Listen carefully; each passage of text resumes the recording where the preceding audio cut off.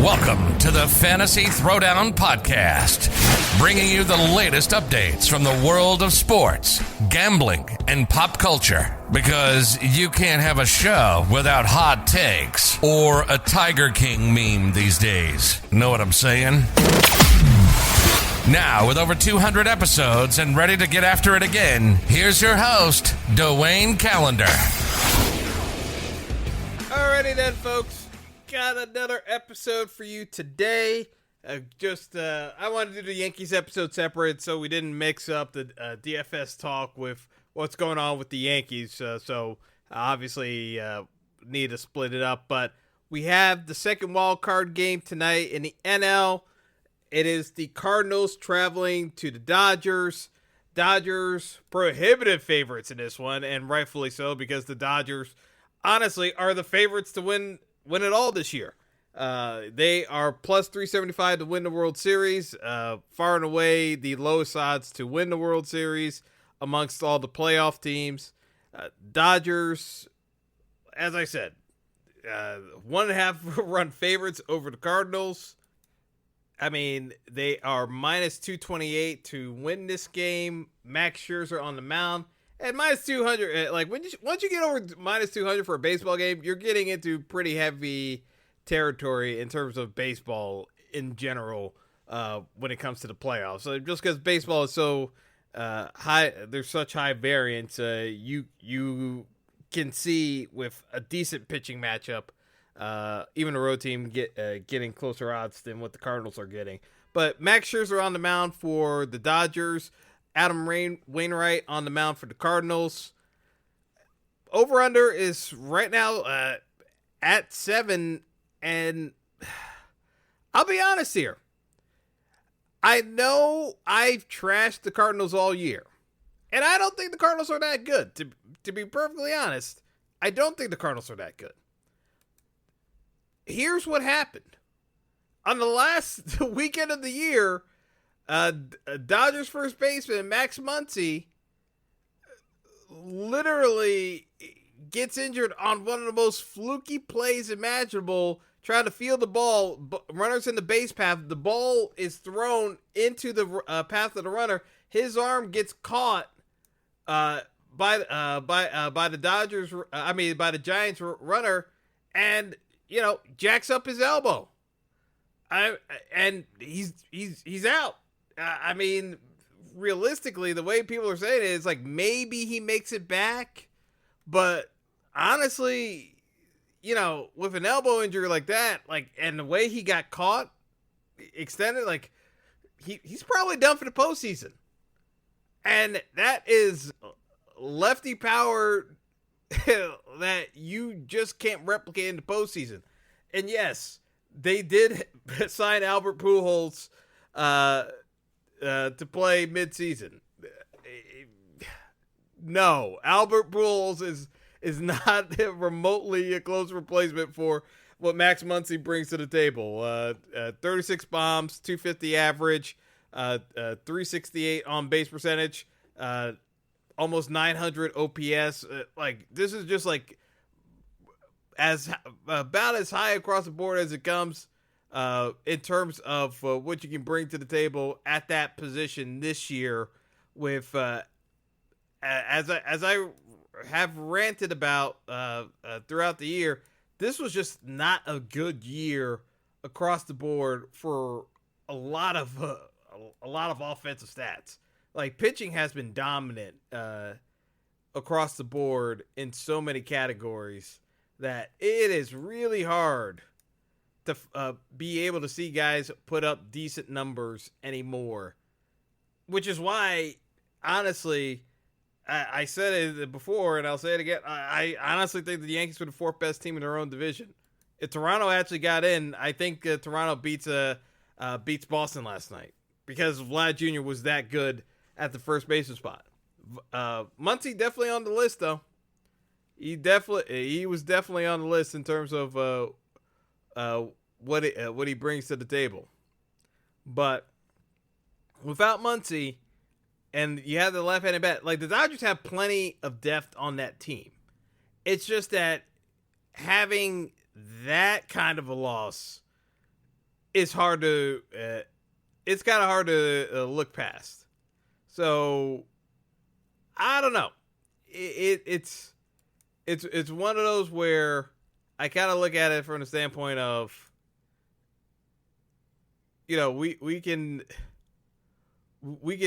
sugarcoat all we want, but the Dodgers legitimately lost a 5-WAR player off their postseason roster in the final weekend of the year. And to put that into context, the only guys who were even close to that high of a WAR in last night's game between the Red Sox and Yankees, despite the payrolls, were Xander Bogaerts and Aaron Judge. Because Kike Hernandez didn't play nearly enough games to, yes, his WAR is high enough from a lefty slugger perspective, but he didn't have, in my opinion, didn't play enough games to truly qualify. But Kike technically is up there. And guess what? Kike was on the Dodgers last year. So, as I said, the Dodgers have a lot of depth, and they know what type of players they want to target to make things happen.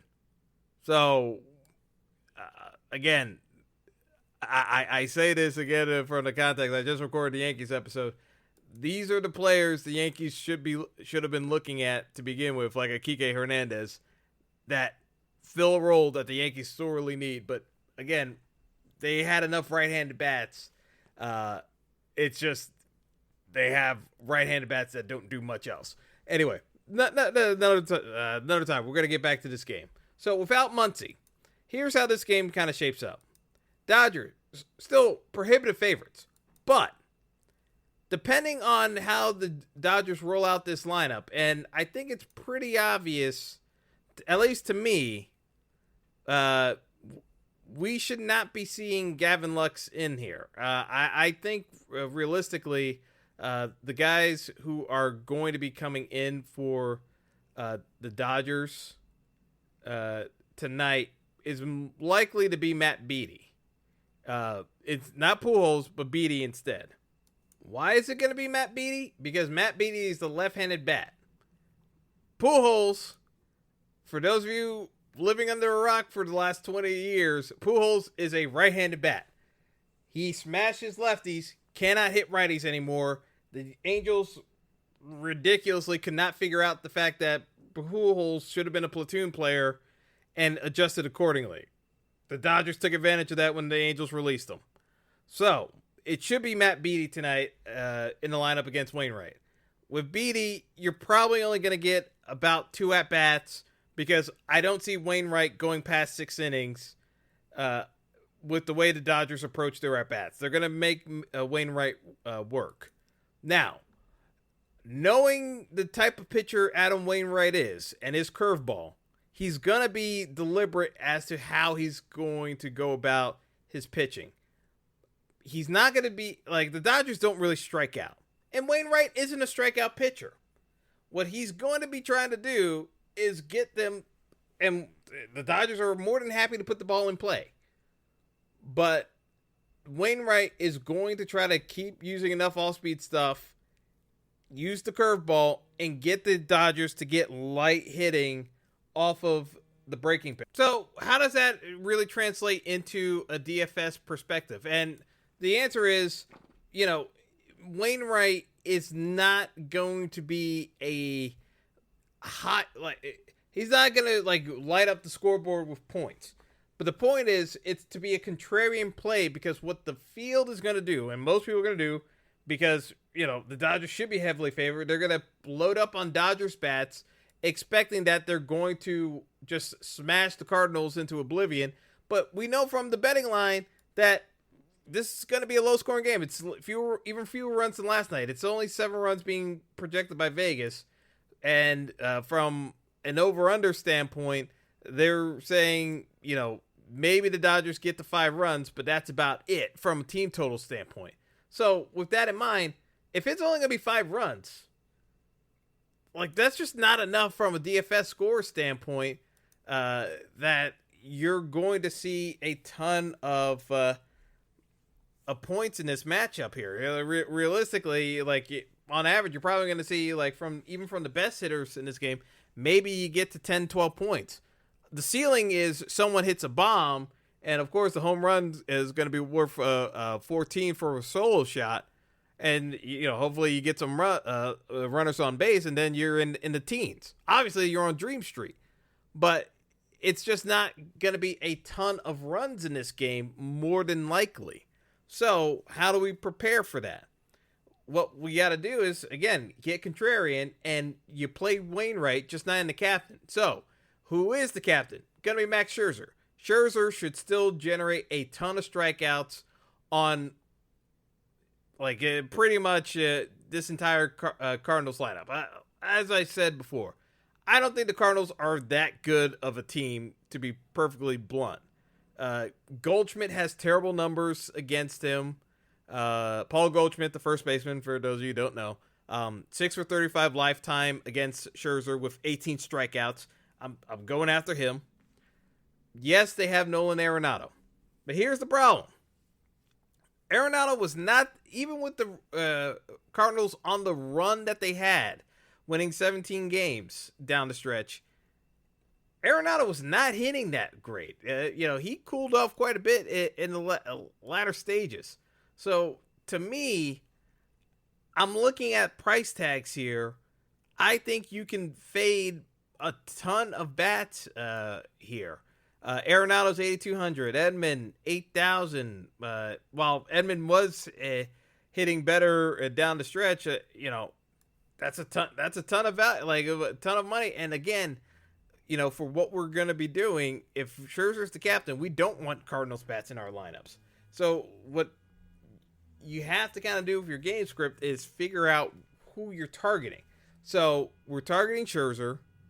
I would target Wainwright, even though you're not going to get the strikeout upside, as long as he's getting outs in the Dodgers lineup and the Dodgers bats aren't going off, which is likely to happen. You're just hoping that he doesn't walk too many guys or give up too many hits, but to just bank in some points. So who are we targeting? So Scherzer, Wainwright, and the guy I'm looking at is Trey Turner, because everyone's going to be looking for power, and the value you get with Turner here is his stolen base ability, because Wainwright is going to be looking for the curveball. Yes, he's going to try to hold runners, but he's a curveball pitcher. He's going to give up opportunities to steal bases. Yachty has always had a good arm, but Yachty is old. It's he still has an arm. Don't get me wrong. He can still gun down plays, but Trey Turner is one of the fastest runners in the league. Turner, if he gets on base, should have the green light to steal bags. And those 5 points from a stolen base, critical in a matchup like this where we're not expecting a ton of runs. Seeger. Corey Seager on the Dodgers at short. 9K. So Turner's 9,800, Seager's 9K. Same spot. It's just that not nearly as fast. So you want to prioritize Turner, in my opinion, over Seager. Seager would most likely be a candidate that you're looking for if you can get a double and an RBI at some point in the game. But I like Seager's ability. He could still run the bases as well. It's just a matter of I would rather lean towards Turner because that's the more likely scenario from a Dodgers batting standpoint. And then the other guy I'd be looking at would be A.J. Pollock at 7,400. Now, I know some of you are thinking, why haven't you mentioned Mookie Betts yet? Mookie Betts is the best player in this game tonight. But the new Mookie Betts is 9,200. And the problem is, he's expensive, and it makes it that he's still expensive at 9,200. While, yes, it's cheaper than Trey Turner, Mookie, I know, folks, it's going to be more of a popular play. Now, again, from a DFS standpoint, if you're just looking to mid-gas, yes, you can play Mookie Betts. I'm not going to poo-poo Mookie Betts ever. But if you're trying to get different, if Mookie Betts is less expensive than Trey Turner, what do you think most people are going to do? They're going to go to Mookie Betts, because why am I paying up for Trey Turner when I could just get Mookie Betts? Because he has speed and power. Like, people are just going to go to Mookie Betts. So, again, this is where you're thinking from a construction standpoint. Yes, Mookie Betts, I would say, has more potential to score higher than Trey Turner from a ceiling standpoint. Because he still has a much higher home run upside. However, the projected ownership for Mookie Betts would be well over 30% of the field. Turner would be likely half that amount. So, again, this is from a theory standpoint. If you're trying to win a large field GPP, what's the more likely scenario? That Mookie Betts ends up in the winner with you tying with a bunch of people? Or you try to win it solo with Trey Turner, and Turner somehow with an extra stolen base or two outscores Mookie? Like, that's what we're talking about here when we're talking about a strategy and approach to the game, because you're trying to get different from the field with guys that have the upside of the plays that most people would be gravitating towards. So the plays that likely are going to be played would be guys like Justin Turner, right-handed power, batting in the cleanup spot where Muncy would have been. So Turner moves up in the lineup in the 4-hole. And, you know, folks expecting Dodgers runs, most likely it's going to be coming from the 4-5 spot. So the ownership's going to go to Justin Turner, and it's going to go to the catcher Will Smith. But it's not. I mean, this is not rocket science in terms of how we're going to be building out the rosters. It's just it is what it is. So, you know, when you've got a matchup like this, you're trying to get a little bit different overall. Now, the play that I know folks are going to be gravitating towards, and I'm just telling you right now, it is, you know, maybe one of these days it will work out, but I'm just telling you, you're probably throwing your money away, is folks are going to try to play Cody Bellinger and say to themselves, somehow Cody Bellinger is going to turn it on for the postseason. Cody Bellinger has been cold. He was cold last year. He got a couple of big hits in the postseason, but he was cold last year and cold throughout the playoffs. Like, he didn't turn it on for the playoffs. He got 2 big hits in the World Series, and that was it. Like, he was cold in the playoffs last year, and it extended into this year. But at his price tag of $6,200, I know people are going to be flocking to Cody Bellinger to fit in all the bats that they want from the Dodgers, because that's how people are going to build. They're going to build as though the Dodgers are going to smash the Cardinals, and then they'll run it back with Yadi Molina, because Yadi is $4,600 for the Cardinals. And so it's like the plays that people are going to go to: Cody Bellinger at $6,200, Yadi at $4,600, and then they'll use Matt Beaty as the punt with at $4,400. And yeah, they'll probably run Max maybe in the flex, and then put in another Dodgers bat in the captain. They're like that. That's how I could see a ton of rosters being constructed for the game tonight. And it's not that it's wrong. It's just the fact that it's going to be what a ton of other people do. Realistically, it's not going to be any different than what most folks are going to be running with. So, you know, you're just not making yourself that much different than the rest of the competition. The way I would say is, you got to kind of look at it is the standpoint of, yeah, if I think the Dodgers win this game, which they should, it's going to be Scherzer captain. I'm going to fit in Beatty and Bellinger, and then I can get Turner and Betts, and I'm locked and loaded. My lineup's so stout, dude. And I'm telling you, it's going to be you and 2,000 other dudes doing the exact same thing with this main contest on DraftKings, because I want to say there's trying to see how many entrants are in this thing. Yeah, there's over 30,000 entrants. entries in this contest. I mean, not nearly full yet, but yeah, there's just going to be a ton of people in this contest, and I'm just saying, it's just you're not giving yourself any opportunity to be different if you're just loading up on Dodgers bats, and that's the end of it. You got to get creative, and the way I would say is, for postseason baseball, you count on the pitching to take hold. You trust that Wainwright can be passable enough to get through a couple of innings to get you into the 6th and 7th inning. And then we see the bullpens come into play here. And the guy who's going to roll out for the Cardinals, I think it's Giovanni Gallegos. I mean, he had 94 strikeouts in 79 innings pitched this year. That's pretty good. And so the way I would say this, folks, is because, more often than not, like, people are just not going to build this way because you're not going to see bullpen guys, like, by nature, when DraftKings has their app, all those bullpen guys are going to be hidden because the default is to hide the non-starters. So all the bullpen guys are going to be hidden, but realistically, this is an elimination game. The bullpen's going to be involved.